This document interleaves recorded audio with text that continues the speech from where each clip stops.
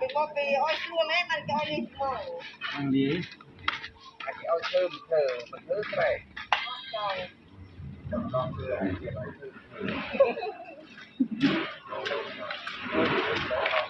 lớn à rồi chắc đây lớn thì ôn được làm luôn rồi lên kia còn đây kia lấy cua coi như này sẽ mò được bạn phi đây cái nạt rồi thấy không luôn rồi ngay bên ngoài